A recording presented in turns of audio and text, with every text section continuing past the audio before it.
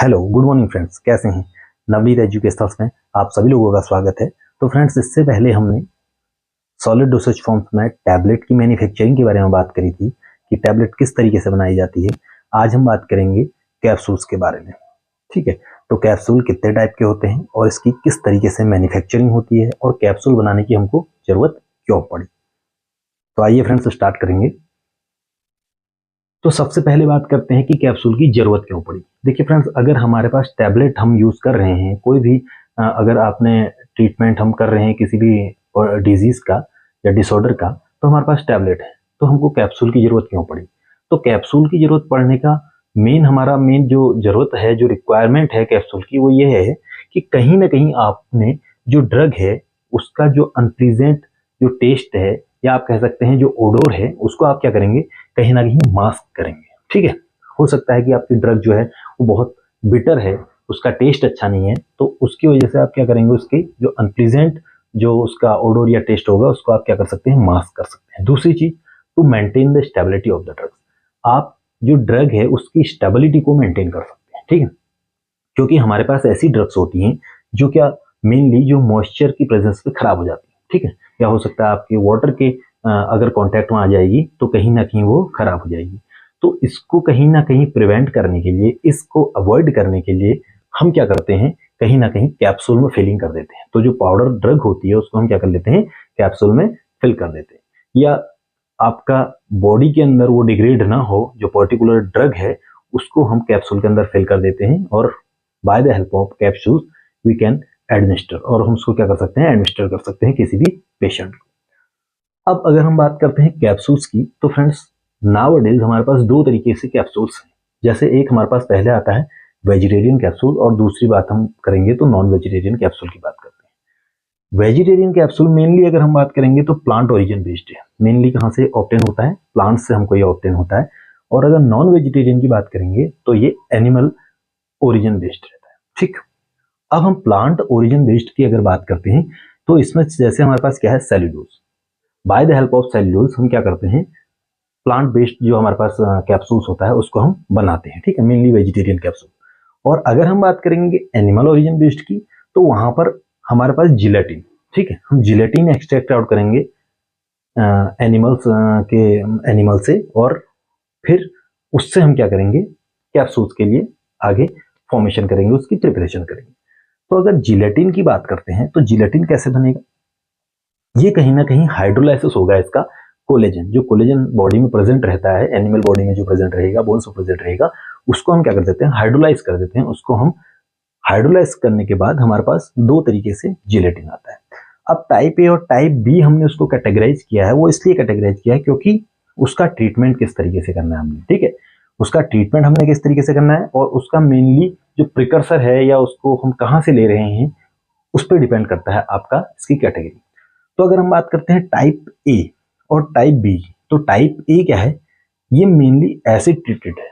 इसमें क्या करता है, इसमें हम मेनली एसिड ट्रीट किया जाता है, एसिड से ट्रीट किया जाता है, जिस और जो पॉर्क स्किन होती है। ठीक है, पॉर्क स्किन को एसिड से ट्रीटमेंट किया जाता है, और उसके बाद आपका कहीं ना कहीं टाइप ए जिलेटिन आपको मिलेगा।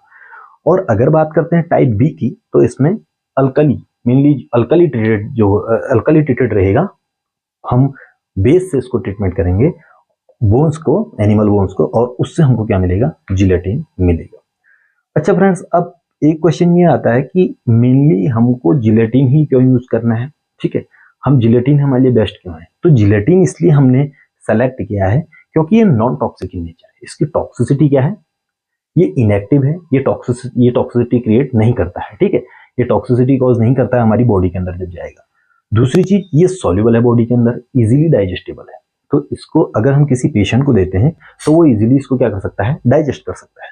तो इसलिए ये हमारे पास एक क्या रहेगा, एक प्लस पॉइंट रहता है कि हम जिलेटिन को यूज करते हैं।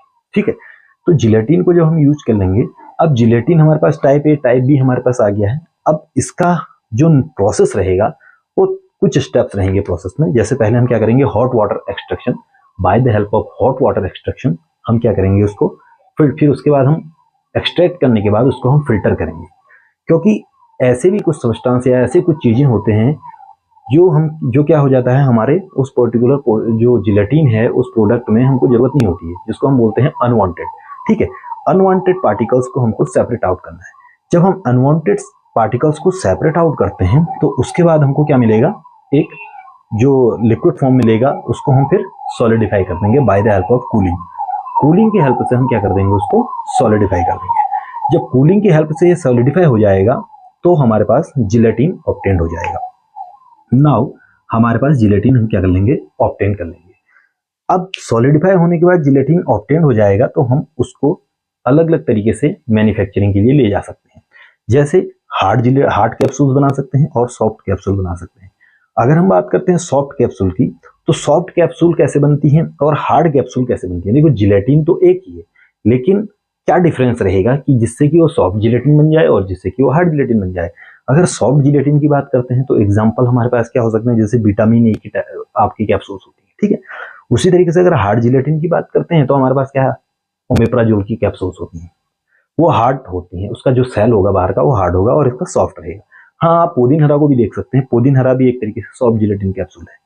तो सॉफ्ट कैप्सूल के अंदर मेनली जो इसकी हार्डनेस और इसकी सॉफ्टनेस वो डिपेंड करती है कंसंट्रेशन ऑफ प्लास्टिसाइजर, जो उसमें प्लास्टिसाइजर मिलाया जाता है। ठीक, ये प्लास्टिसाइजर क्या चीज होती है, प्लास्टिसाइजर मेनली जैसे एग्जांपल हम लेते हैं ग्लिसरीन। ग्लिसरीन ये क्या है, प्लास्टिसाइजर है। कहीं ना कहीं ये क्या करता है, उसकी फ्लेक्सिबिलिटी या उसकी सॉफ्टनेस को उस पर डिपेंड करता है। ठीक है, अगर हम हाई कंसंट्रेशन मिलाते हैं प्लास्टिसाइजर का, अगर हम प्लास्टिसाइजर की कंसंट्रेशन बढ़ाते हैं तो हमको मिलेगा सॉफ्ट जिलेटिन कैप्सूल। ठीक है, तो उसकी कहीं ना कहीं आपकी फ्लेक्सिबिलिटी आपको मिलेगी। अगर हम बात करते हैं हार्ड जिलेटिन की, तो हम क्या करेंगे, जो उसमें प्लास्टिसाइजर है उसको हम उसकी कंसंट्रेशन को कम कर देंगे एज कंपेयर, अगर इसके साथ हम कंपेयर करते हैं तो। ठीक है, तो कहीं ना कहीं हार्ड कैप्सूल जो रहेगा उसमें प्लास्टिसाइजर क्या रहता है, कम रहेगा, और इसमें प्लास्टिसाइजर ज्यादा रहेगा। तो जैसे जैसे प्लास्टिसाइजर बनाएंगे वैसे वैसे आपका जो सॉफ्ट जिलेटिन बन जाएगा और ये हार्ड जिलेटिन बन जाएगा। तो फ्रेंड्स, ये ओवरऑल जो है ये जिलेटिन किस तरीके से बनेगा और कितने टाइप का हमारे पास जिलेटिन, और फिर उसके बाद हम कैसे कैप्सूल बनाते हैं, ये हमने क्लियर हो गया है। अब अगर हम बात करते हैं कैप्सूल, तो कैप्सूल किस तरीके का होता है आप देख सकते हैं। कैप्सूल, ये कैप्सूल है। तो कैप्सूल में दो चीजें होती हैं। अगर हम हार्ड जिलेटिन कैप्सूल की बात करते हैं तो इसमें आपको दो चीज मिलेंगी। एक मिलेगा आपका कैप, ठीक है, this is the upper part, ये अपर पार्ट होता है, और बॉडी ये लोअर पार्ट होता है। और अगर हम कैप और बॉडी दोनों देखते हैं तो इसके अगर हम इसको इसमें ड्रग फिल करने के बाद, बॉडी में ड्रग फिल करने के बाद इसको हम क्या कर देते हैं, लॉक कर देते हैं। लॉक करने के बाद आपका कैप्सूल रेडी हो जाता है। और अगर हम बात करते हैं एग्जांपल हम इसमें ओमेप्राजोल देख सकते हैं। और अगर हम बात करते हैं सॉफ्ट जिलेटिन कैप्सूल का, तो इसमें हमारे पास क्या रहेगा, पुदीन हरा का एग्जांपल आप देख सकते हैं, वो सॉफ्ट जिलेटिन कैप्सूल है। तो फ्रेंड्स, ये जो हमारे पास कैप्सूल मैन्युफैक्चरिंग और कैप्सूल्स के टाइप, ये आज हमने क्लियर किया। अब एक चीज है कि कैप्सूल मेनली क्या है, एक तरीके से देखा जाए अगर कैप्सूल को समझना है तो एक तरीके से स्मॉल बॉक्स है। ठीक है, एक बॉक्स है, उसमें हमने क्या कर दिया, किसी भी ड्रग को उसमें इनकॉर्पोरेट करने के बाद उसको फिल करके उसको पैक्ड कर दिया, जिससे कि उसकी स्टेबिलिटी भी बढ़ेगी और जो ड्रग होगा वो क्या रहेगा, उसका जो लाइफ स्पान होगा वो भी बढ़ जाएगा। ठीक है, और कई बार क्या होता है, आपके स्टमक में HCl रिलीज होता है, इसकी वजह से भी क्या हो जाता है, आपकी जो ड्रग होती है वो इनएक्टिवेट हो जाती है, क्योंकि हाइड्रोक्लोरिक एसिड है, और एसिड क्या करेगा, आपकी ड्रग को डिग्रेड कर देगा, और डिग्रेड कर देगा तो आपकी एक्टिविटी नहीं आएगी, आपका थेरेप्यूटिक इफेक्ट नहीं आएगा। तो इसलिए हम क्या करते हैं, कई बार हम कैप्सूल्स के अंदर ड्रग को फिल करके किसी भी पेशेंट को देते हैं, जिससे कि उसका एक्शन जो है वो मेंटेन रहे और उसका फार्माकोलॉजी एक्शन हमको बेस्ट मिले। ठीक है, तो ये हमारा कैप्सूल का मैन्युफैक्चरिंग प्रोसेस है, और ये हमारे पास अलग अलग टाइप के कैप्सूल्स होते हैं। तो फ्रेंड्स, आज हम अपना लेक्चर यहीं पर कंप्लीट करते हैं। आपको कोई भी इसमें कमेंट, कोई भी इसमें अगर ऐसा कहीं पर ही आपको ऐसा लगता है कोई चीज़ रह गई है तो आप कमेंट करें, शेयर करें और सब्सक्राइब करें और लाइक भी करें। तो ठीक है फ्रेंड्स, नेक्स्ट लेक्चर में मिलते हैं। आज के लिए थैंक यू फ्रेंड्स।